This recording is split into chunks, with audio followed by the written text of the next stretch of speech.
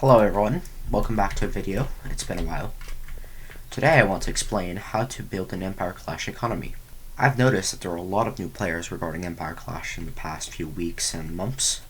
The game has increased in activity by a lot. Which is why today I'll be teaching you every single thing you need to know about the economy, how it works, why it's important, and generally what to do and what not to do. To begin, we will talk about the shops. There are multiple types of shops in Empire Clash. There is the sword shop, the firearm shop, the armor shop, which you have to unlock with the projects, and the tavern shop, and finally the tool shop. Each shop, except for the tavern, takes in raw resources. The raw resources are ores and wood and leather, basically. So wood, coal, iron, leather, and gold. Then after blacksmiths within the shops would take those raw resources, which are sold by people like you or themselves. Just whoever gets the resources can sell them here. Then the blacksmith, practical blacksmith, would craft into an actual item. And that is true for practically every shop except for the food shop. So again, there's raw resources that go in and finished goods that come out. Now, there's obviously money with all this. It's not just raw resources and tools out. Obviously, everything you sell will get you money, and everything you buy costs money. Now, we're going to talk about how those prices. But first, we're going to explain the tavern and how it works a bit differently. The tavern, like the tool shops and the general shops, they don't really take in raw resources per se. The way they work is they just get the bread, and that you can sell it or buy it. And the way to do so is to be a peasant or whoever with a sickle and get wheat and sell it here. You can get those tools if you're not a peasant in the tool shop. And getting higher rarity than just the rusty tools you start off as a peasant is really good, because you can increase your yield by a lot. For example, having gold every tool can increase like 4 times for each thing, which is really, really worth it, to be honest. Always try to aim for the golden tools, especially for things like hunting, because hunting is kind of difficult. So if you're gonna be hunting, make sure to get a golden knife. Alright, now that we've covered how each shop gets their final goods, we'll talk money and how the prices are calculated. Now for the shops that aren't the tavern, which means they use raw resources and output another good, money that you're being sold is calculated by the current stockpile of it. For example, this shop right here, it has 3 units in stock. Imagine you have 1 piece of coal. You sell it, that's going to make 25 coins. So that's how it works based at the base. However, if you increase it, let's say 26 coal, you'd get 650 coins, because that's the accumulation of the money. But now, you can see that it only sells for 5 coins, which is a huge decrease. The reason for that is because the units are surpassed of 30, and you can see here, the price changes at 30, which means once you surpass 30 units in stockpile, the price will drastically decrease. For wood, it's pretty much the same thing, except it's at 75. For all other ores, it's the same thing, except for gold, which is at 10. And for leather is also at 10. But yeah, that's how the revenue you get from selling works. Now for the actual prices of the finished goods, like hunting rifles, infantry muskets, bakers, it honestly just depends on the tax rate. For example, imagine the taxes are at 0%. The hunting rifle would cost 200 coins for a hunting rifle. And you'd buy it, and, well, you'd lose the money, and the shop owners would gain some money, whoever owns the shop. However, if you were to increase taxes as the monarch, let's say, 25%, boom, that's 250 coins. So yes, that is more money to pay. But, let's say we buy it now. If someone else were to have bought it than me, the monarch, which is me, if someone else had bought it, would have gained 50 coins. So the tax markup adds extra money to the original price, but that extra money and extra cost goes to the monarch's bank, which could be quite useful if you want him to import muskets or do projects and stuff like that. So honestly, having tax is honestly not necessarily a bad thing, unless your monarch's corrupt and doesn't make use of the money. However, usually you do want to reinvest. If your monarch's reinvesting into your kingdom, using taxes could make equality and overall boost your nation's economy if you have a good monarch. Of course, having bad monarchs are pretty frequent, which means it's better to not have a tax with them because they don't know how to use the money. And the same thing applies to practically every single good, even the ones in the tavern. Their price change also depending on the taxes. So yeah, every single thing you can buy is like that. The armor shops works the same as the sword and the firearm shop. So that's how the prices are calculated. Now let's talk a bit more about how to build a healthy economy. Hello, this is Future Me talking. I just wanted to specify that wages are not useful, and I'll explain why right now. Let's say we have a team of, let's say, 10 people. The base wage for nobility is 10 coins. So if we had 2 nobles, we need like a general and a warden, let's just say, that'd already be 20 coins for 2 people, which is just 1/5 of the total wage you're going to have to pay. Then after, you just have to pay the soldiers, and if you have a rather militarized thing, let's say 5 soldiers, that'd be 5 times 8. 8 is 40. So that'd already be 60 coins. Because you add the nobility wage. So that's literally just 7 people. And you already have to pay 60 coins, which is a lot per minute considering, they don't actually receive the coins well. So it just gets wasted. Now, if you further that and just add the petty craftsman wage, which would just be like, let's just say there's 3 craftsmen to fill the last remaining slots, that's an extra 9, which will result in 69 coins per minute for only 10 people, which is rather expensive in my opinion, considering that to buy a gun is rather expensive. So, you'll never get reimbursed. Now, we can assume the average wage, due to the basic wage, would be 6.9 per minute, because we just do the average of all the income per minute. So now we do times 60 to predict how many coins you'd earn per hour doing this, just receiving wage, and that would be a total of 414 coins, which is honestly not really worth it, because within those 60 minutes, yes, sure, 414 coins, it may seem like a lot, it isn't really, but the thing is, you'll be spending your coins, and overall, you would have more losses by doing this than gains, to be honest. If you look at the monarch has to pay, this would be 69 times 60, because this time it's the coins per minute that's being paid out, not the income.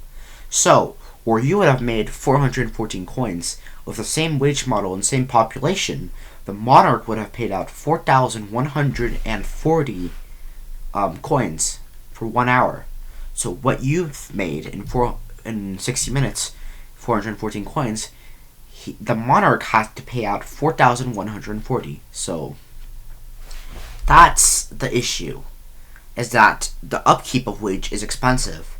And as you can see, the little revenue you gain, which is honestly not much, 414 coins, that's barely enough for 2 hunting rifles, depending on the tax. Sometimes that's not enough for 2 hunting rifles. A base tax at 0 tax, it is enough for 2 hunting rifles. But anything higher could result, depending on the price and the tax, could result in you only being able to afford 1 hunting rifle with the wage, which clearly states that for soldier income and soldier benefits, wage isn't worth it at all. Because wage, as a soldier, is not going to pay your expenses. And wage as a craftsman or farmer is just, stealing, kinda.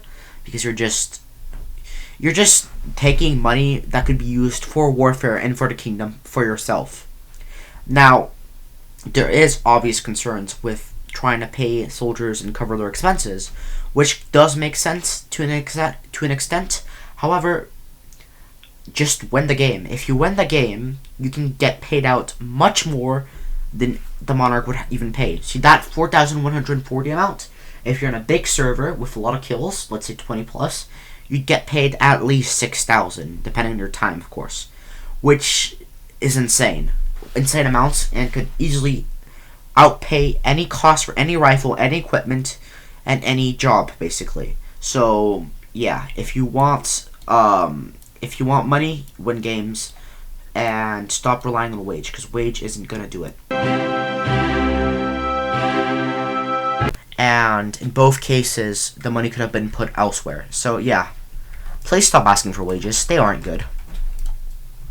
Now the bail price just determines how much money the warden gets if he offers bail to prisoners, which means if you want the prisoners to stay in jail, like prisoners of war, you put the bail price to max, which is 500.